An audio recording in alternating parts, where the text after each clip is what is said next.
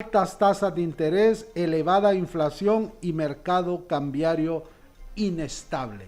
Licenciado Carlos Urbizo, muy buenas tardes. ¿Qué criterio le Muy merece? buenas ¿Cuál es su tardes. valoración? Muchas gracias por la invitación.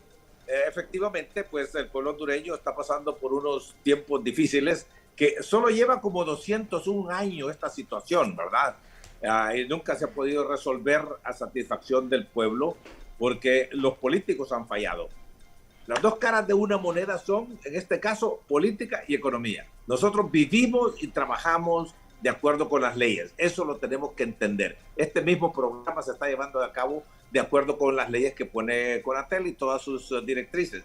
Entonces, el pueblo tiene que llegar a comprender eso, que mientras no tenga un sistema político que responda a sus intereses y a sus necesidades, nosotros vamos a seguir como hemos estado por 201 años.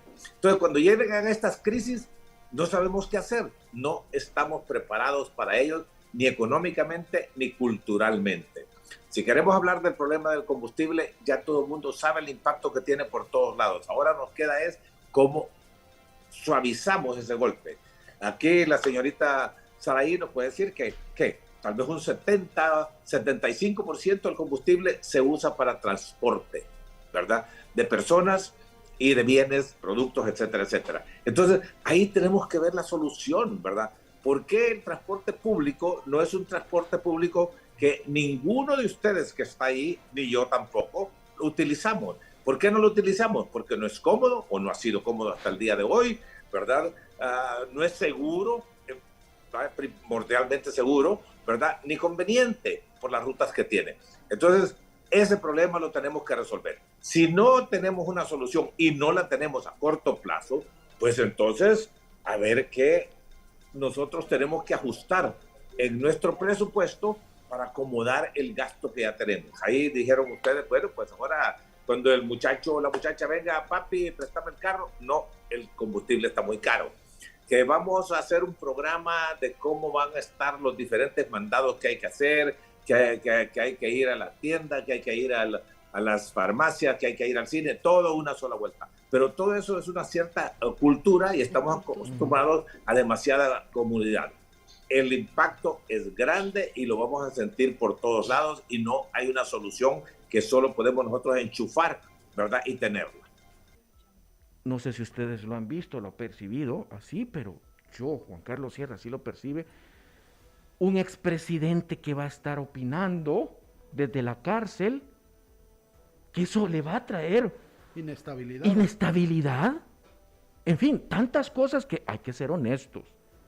La presidenta no la tiene fácil. Son grandes y enormes retos, don Carlos. ¿Cómo no? Definitivamente, ¿verdad? Y siendo un país pobre, pues el reto es mucho más grande y lo que se avecina, pues puede llamarle problemas o reajustes en la vida de todos nosotros, ¿verdad? Y el gobierno va a jugar un papel bastante importante porque una de las funciones del gobierno, de cualquier gobierno en el mundo, es entrar al rescate cuando hay problemas que permean toda la nación, como puede ser lo que se viene. Y vamos a dejar un principio bien claro. El gobierno no debe hacer lo que nosotros podamos hacer. Ese es un principio básico. ¿Por qué el gobierno va a hacer algo que yo puedo hacer? Entonces tiene que hacer lo que no podemos hacer. Y tiene que averiguar cuáles son esas cosas que no podemos hacer, ¿verdad?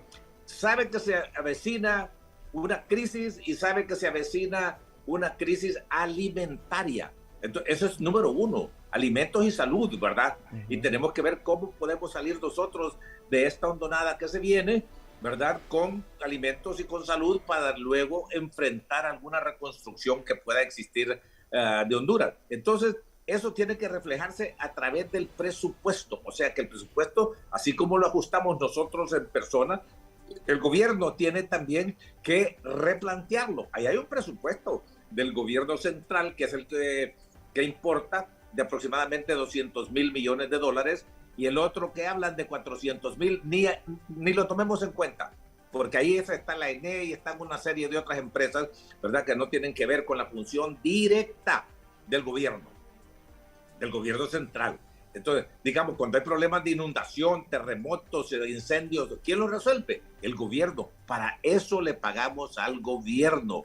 los impuestos que pagamos son el precio que pagamos por los servicios que da el gobierno. Desafortunadamente nos han fallado por 201 años. ¿Por qué? Porque no hay democracia. Entonces ellos solo hablan de arreglar problemas políticos que afectan solo las cúpulas, pero no al pueblo hondureño. Algún día quiero oír yo más seguido que hablen el pueblo hondureño en vez de decir, es que eso no le conviene a Honduras. Cuando dicen eso, lo que están diciendo es no me conviene a mí que estoy en el poder público o privado. Entonces, lo que se viene, y como todas las crisis, es una situación difícil, ¿verdad? Ojalá que no llegue en la magnitud que están hablando, ¿verdad? Y la razón por qué hablan de esta crisis que viene hasta el próximo año es bien sencilla. Las políticas monetarias surten efecto de 12 a 18 meses. O sea que lo que se ha estado haciendo en el mundo, no en el caso nuestro, ¿verdad? Porque aquí pues, la vida sigue igual. Lo que se ha estado haciendo en el mundo es lo que va a repercutir. Y estoy hablando básicamente del primer mundo, que es ágil y que sabe qué hacer cuando hay crisis como la que dicen que se puede venir. Sí. Interesante, interesante. Ahora, ¿pero cree usted que se puede hacer desde el mismo gobierno tomar medidas? Esta misma consulta se la hicimos a la licenciada Saraí Silva. ¿Es urgente hacer o tomar medidas de forma inmediata? Costa Rica ya lo está haciendo a nivel centroamericano. Costa Rica, Nicaragua lo está haciendo con todos sus sistemas, sus imperfecciones de sistema.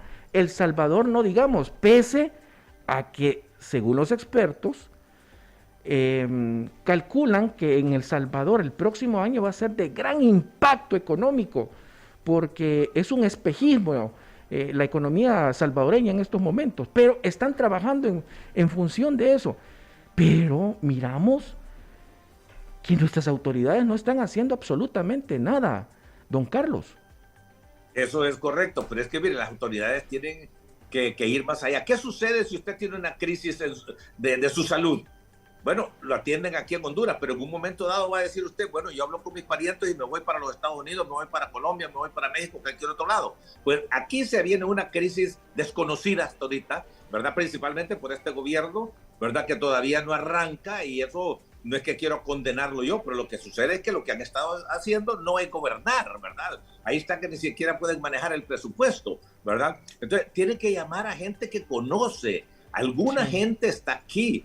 La universidad tiene muy buenos académicos y tiene que buscar algunos otros con experiencia y auxiliarnos. Eso no es nada del otro mundo. Digo, aquí todos buscamos ayuda afuera cuando adentro no la podemos tener. Las instituciones privadas es lo que hacen. Una empresa tiene un problema X y Z, dice, bueno, traigamos a fulano tal, no, este no pudo, traigamos a alguien de afuera inmediatamente y continúa. Entonces, el gobierno tiene que hacer lo mismo.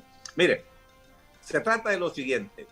Aquí hay supuestamente 200,000 millones de lempiras disponibles para el próximo año. ¿Ok? ¿Cómo se va a gastar o invertir ese dinero ante la crisis? Algunos planes que tenía el gobierno ya no los va a poder llevar a cabo, simplemente porque no lo va a permitir las circunstancias. Y tiene que determinar qué es lo importante. ¿Cómo? Vaya, si todo el mundo anticipa, y a veces pareciera mentira, pero de repente viene una hambruna inclusive, que va a haber una escasez de alimentos por todo el mundo. Bueno, ¿se acuerdan ustedes de la historia bíblica de los 7 años gordos y los 7 años flacos? ¿Qué hicieron en Egipto en los 7 años gordos? Acumularon y acumularon y acumularon para los años flacos. Entonces aquí estamos diciendo, el próximo año se viene una situación muy difícil y de acuerdo con los expertos mundiales, porque no necesariamente los hay aquí, es una situación nueva con la que no vivimos todos los años. Vivimos de muchas crisis, pero no necesariamente como la que se viene. Entonces viene por aquí y por allá, y entonces tenemos que hacer lo siguiente, ¿verdad? ¿Cómo vamos a estar en los 200,000 lempiras? Eso hace falta. El gobierno no tiene un equipo que pueda enfrentar esto. El gobierno no tiene un equipo ni siquiera para enfrentar lo que ya venía por inercia, por Dios. Eso es clarísimo. Desgraciadamente, al hondureño hay que hacerlo entender. ¿Y cómo hacerlo entender? Por la fuerza. Dice, o sea, no por la fuerza. O sea, no hay de otra. No por la fuerza, hay que obligarlo.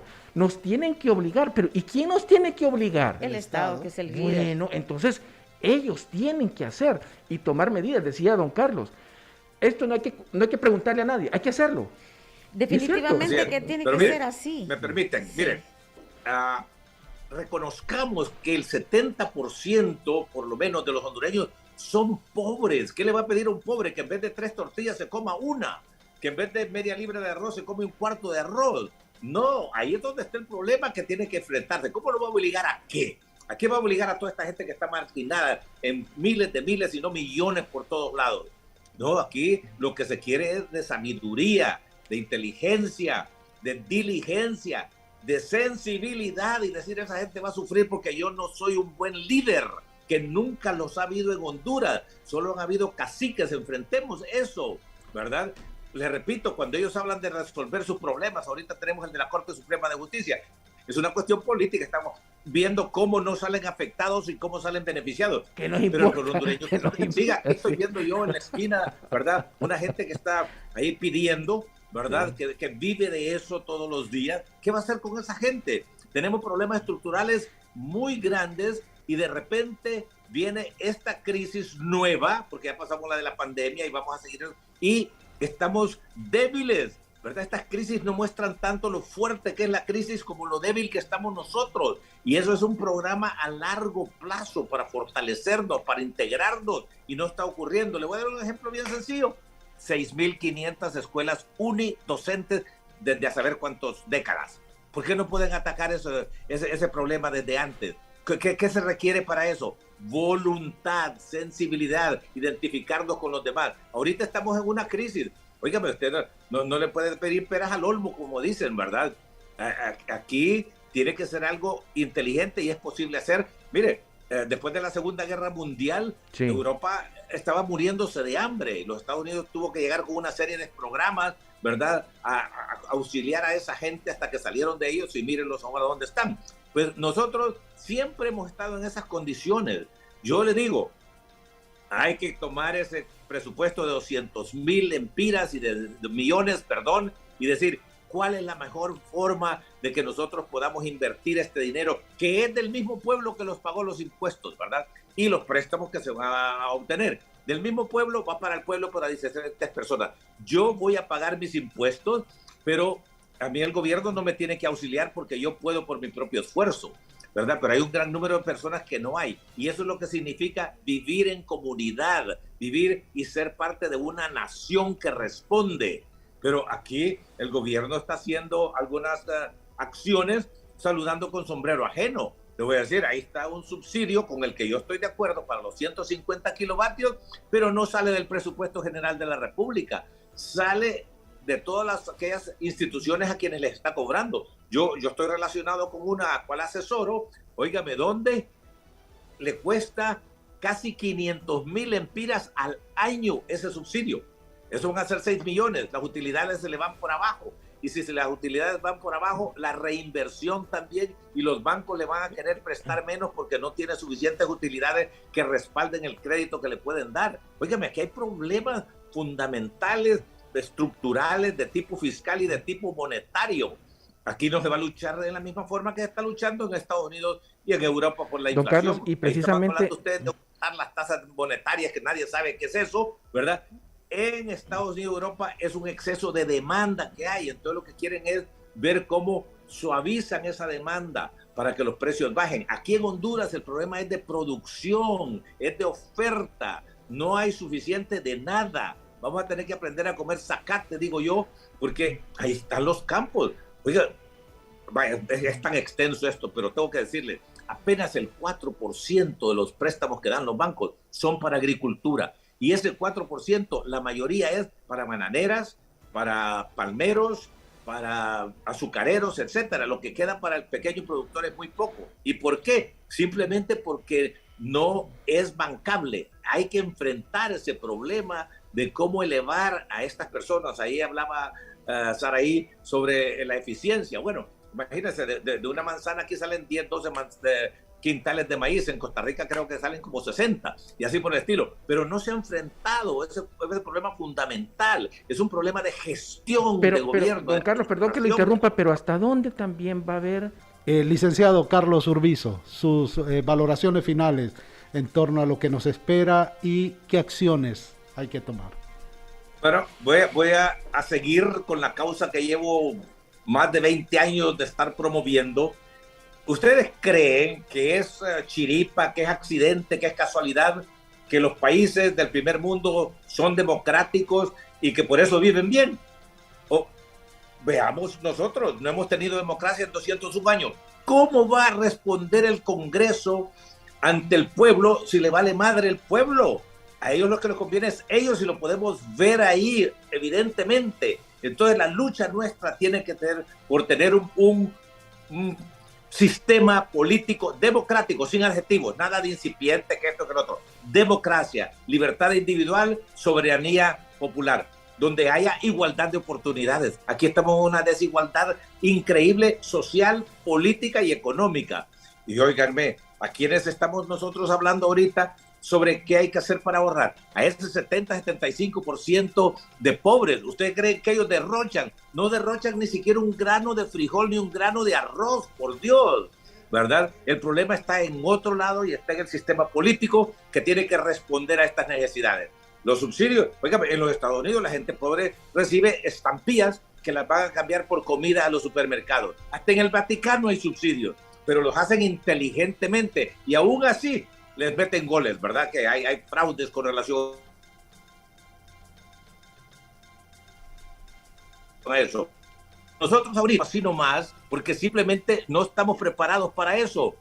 Estamos preparados para seguir como estamos, en la situación que estamos. Mira, este es bien complejo. El transporte público, por ejemplo, le repito, 70-80% del combustible se gasta en transporte público. Nadie le ha querido echar mano a eso.